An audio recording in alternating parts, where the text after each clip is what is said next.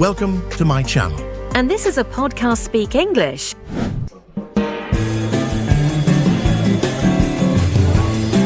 Hello, English learners. Welcome back to the English Journey podcast. My name is Marco.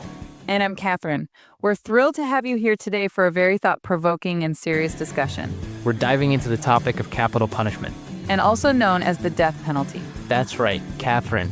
If you've ever wondered what the death penalty means or why it's such a controversial issue, you're in the right place. Today we'll explore the legal, ethical, and practical sides of this debate. We'll also have a mini debate later on where Erica and I will share our perspectives. But before we get into it, let's listen to a short dialogue that introduces some key points. Pay close attention to the vocabulary and phrases. We'll break them down for you afterward. Let's listen to the dialogue first time. That's all for today's class. We will continue our lecture on crime and punishment tomorrow. Do you think we should be tougher on crime? Well, it depends.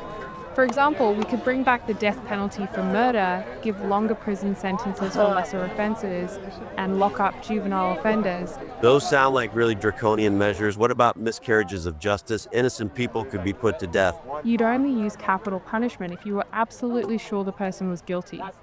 But wrongful convictions happen all the time. Evidence can be unreliable or even fabricated. True. No system is perfect. But isn't there a case for longer sentences to deter crime? Maybe, but the best way to prevent crime is to ensure criminals are caught.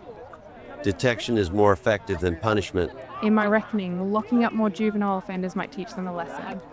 But prisons can be schools for criminals. Tackling the root causes of crime is better. Well, if I were president, I would impose tougher laws and punishment. I would have a peaceful society based on fear of punishment, not consciousness of doing the right thing. You sound like a dictator. If it works, why not?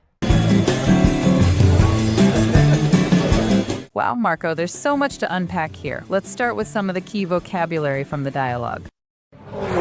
Language takeaway. Absolutely. First, they mentioned juvenile offenders.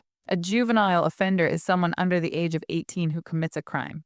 In many countries, juvenile offenders are judged differently because they're considered less mature and less aware of the consequences of their actions. Right? Then there's wrongful conviction. This happens when someone is found guilty of a crime they didn't commit. Often wrongful convictions occur because of fabricated evidence or errors in the legal system. Speaking of fabricated evidence, the word fabricate means to create something fake or false. For example, if police fabricate evidence, they're creating false proof to make someone look guilty. And let's not forget deterrent. A deterrent is something that discourages people from doing something bad. For example, some argue that the death penalty acts as a deterrent to prevent serious crimes like murder. All right, everyone. After covering so many fascinating words and phrases, let's dive into something that will truly elevate your English skills fluency builder. Fluency builder. This is where we unpack expressions, idioms, and phrases that help you sound natural, confident, and fluent in English.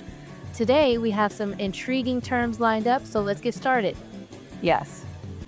Fluency Builder is where we break down phrases, idioms, and expressions that help you sound more natural and confident in English. Absolutely, Marco. Our first phrase is a miscarriage of justice. Now, let's break it down. The word miscarriage is commonly associated with a deeply emotional and unfortunate event when a woman loses a baby during pregnancy. It's a term filled with sadness and loss. But when we talk about a miscarriage of justice, we're using it metaphorically.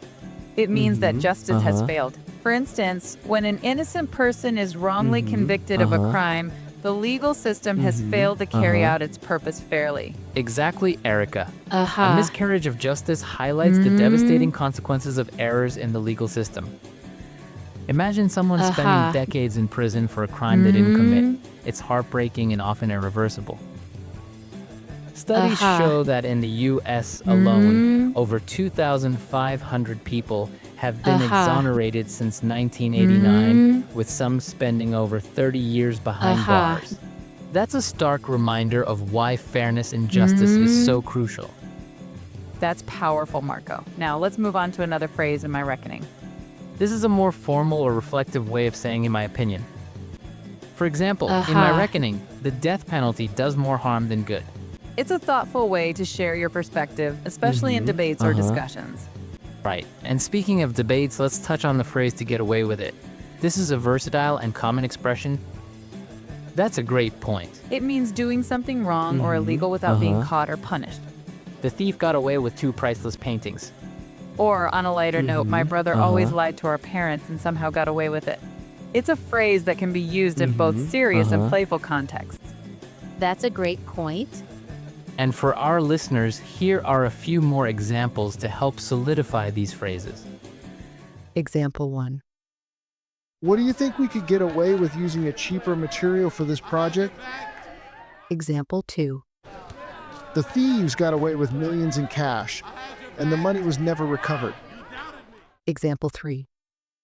He almost got away with murder, but the police uncovered new evidence just in time. These examples show just how versatile this phrase is. Now, let's tie everything together with an engaging dialogue. Today's theme is crime and punishment, and it's one of the most divisive and emotional topics out there. The conversation revolves around whether the death penalty is justifiable, and it raises profound ethical, practical, and societal questions. So we've taken a look at a lot of great phrases. Why don't we listen to our dialogue for the last time, and then we'll come back. That's all for today's class. We will continue our lecture on crime and punishment tomorrow. Do you think we should be tougher on crime? Well, it depends.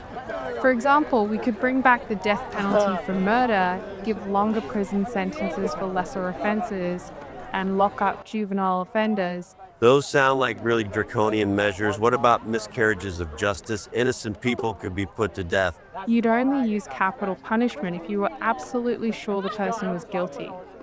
But wrongful convictions happen all the time. Evidence can be unreliable or even fabricated. True. No system is perfect. But isn't there a case for longer sentences to deter crime? Maybe, but the best way to prevent crime is to ensure criminals are caught. Detection is more effective than punishment. In my reckoning, locking up more juvenile offenders might teach them a lesson. But prisons can be schools for criminals. Tackling the root causes of crime is better.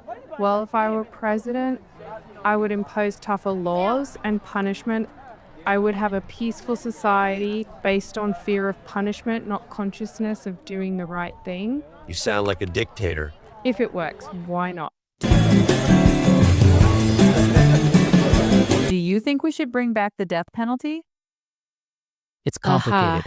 On one hand, it could deter serious crimes. On the other hand, what about miscarriages of justice? Imagine executing an innocent person. You can't undo that. True, and prisons are overcrowded, but I still believe there are better solutions than capital punishment. For instance, rehabilitation programs could help reduce recidivism rates. That's a good point. Exactly. Punishment alone doesn't solve the root causes of crime. We need to address poverty, education, and mental health. I see your point. But what about overcrowded prisons and the cost of life sentences? Prison for life is expensive, often over $100,000 per year. True, but there are alternative solutions like better rehabilitation programs or addressing the root causes of crime. What about you, Marco? Do you support it? That's a good point. Did you know that in Norway, where they focus on rehabilitation, the recidivism rate is only about 20% compared to over 70% in the US? Exactly. Punishment alone doesn't solve the root causes of crime. We need to address poverty, education, and mental health. So what do you think? Should the death penalty remain, or is it time for a different approach? Absolutely. And that's why it's so important to have these discussions. We'd love to hear from you, our listeners. What do you think about the death penalty? Is it justifiable, or should it be abolished? Share your thoughts in the comments or join the conversation on our website. Visit our website or leave a comment below. Your opinions matter, and we're eager to hear them. Don't forget to subscribe to the English Jamboree podcast for more engaging discussions and English learning tips. Until next time, take care. Goodbye. Goodbye.